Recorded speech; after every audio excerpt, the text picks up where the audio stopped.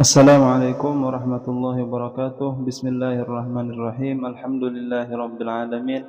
Allahumma salli wa sallim ala sayyidina Muhammadin wa ala alihi wa sahbihi ajma'in. Amma ba'du.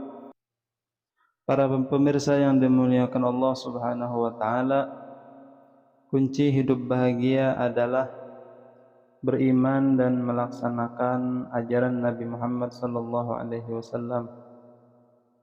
Di dalam Islam kita diajarkan untuk berdoa, Rabbana atina fid dunya hasanah wa fil akhirati hasanah wa qina adzabannar. Ya Allah, berikanlah kami kebaikan dalam kehidupan di dunia dan kebaikan dalam kehidupan di akhirat. Jadi kebahagiaan itu adalah jika kita menjadi orang yang baik dan mendapatkan kebaikan, maka hidup kita akan bahagia. Kita menjadi orang baik akan mendapatkan kebaikan dari Allah Subhanahu wa taala, entah melalui perantara apapun, perantara makhluknya ataupun apapun perantaranya, kita akan mendapatkan kebaikan jika kita menjadi orang yang baik di dunia maupun di akhirat. Dan kebahagiaan itu bukan patokannya pada kekayaan. Bahagia itu sebenarnya sederhana. Kita menikmati nikmat yang Allah berikan kepada kita. Kita nikmati itu. Mata Allah berikan gratis, nikmat yang luar biasa.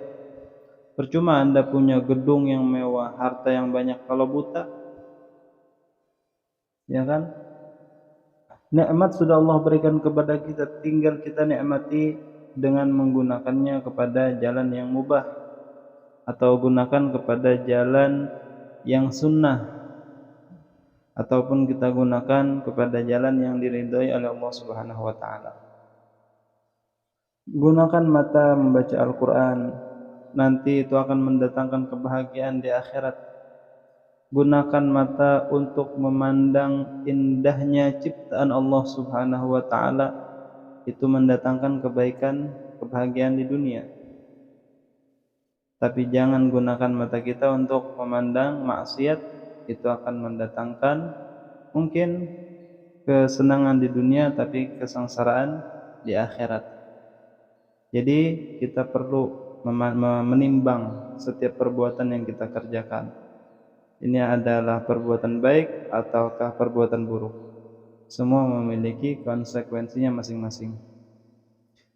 Juga ketika seseorang hidup miskin di dunia, tapi dia selalu mengikuti ajaran Nabi Muhammad SAW, maka dia tidak akan selama-lamanya miskin.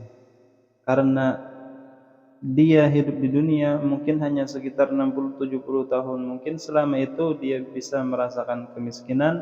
Selama dia selalu mengikuti ajaran Nabi Muhammad, nanti setelah dia meninggal di akhirat, dia akan menjadi orang yang kaya. Dia memiliki istana yang megah, bidadari yang banyak, istri yang banyak, pembantu yang banyak, kebun yang banyak, buah yang banyak.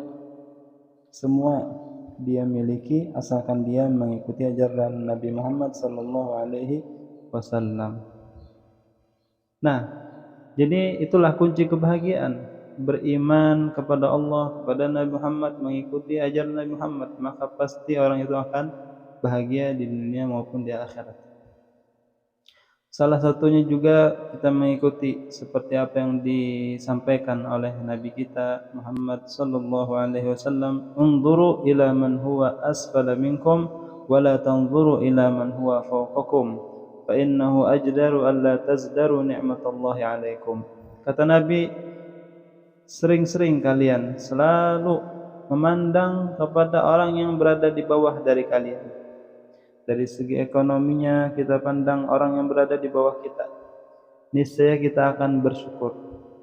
Misalkan orang itu tidak memiliki sepeda, kita punya sepeda, maka kita akan bersyukur, senang kita memiliki sepeda. Karena ketika kita membayangkan bagaimana jika kita hanya bisa jalan kaki jarak yang jauh dan kita memiliki sepeda, artinya kita mendapatkan kenikmatan dari Allah Subhanahu wa taala, kita sadar akan nikmat tersebut.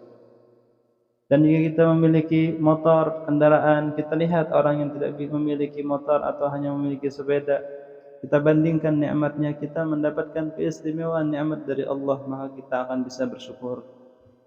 Ketika kita memiliki mobil, kita lihat orang yang berada di bawah kita, dan seterusnya. Tapi jika kita selalu memandang orang yang berada di atas kita, kita akan satu, bisa hati kita akan dengki, iri kepadanya. Artinya ketika kita iri kepada seseorang, kita tidak langsung memprotes Allah Subhanahu wa taala. Ya Allah, aku tidak suka kenapa Engkau berikan nikmat itu kepadanya, tidak kepadaku. Itu hakikat orang yang iri, seolah-olah dia protes dengan keputusan Allah Subhanahu wa taala, Rabbul Alamin, pemilik semesta alam. Kalau dia tidak iri, minimal dia akan sakit hati. Minimal dia akan tidak bisa bersyukur atas nikmat yang Allah berikan kepadanya, maka dia tidak akan bertambah nikmatnya.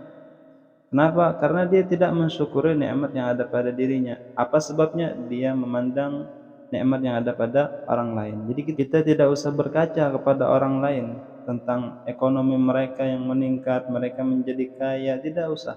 Kita lihat orang yang berada di bawah kita, selalu kita lihat mereka, selalu kita melihat mereka. Tidak dianjurkan memandang kepada orang yang lebih dari kita, karena ini hanya perkara duniawi.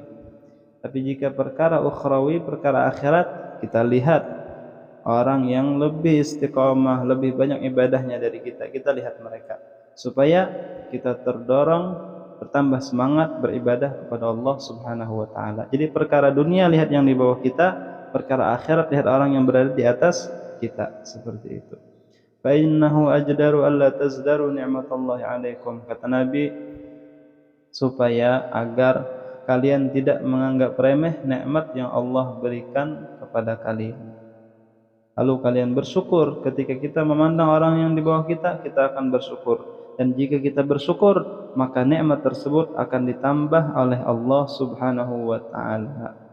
La in syakartum la azidannakum wa la in kafartum inna 'adzabi lasyadid. Jadi seperti itu. Mudah-mudahan bermanfaat. Wassallallahu ala sayyidina Muhammadin wa ala alihi wa sahbihi wasallam. Walhamdulillahirabbil alamin. Wassalamualaikum warahmatullahi wabarakatuh.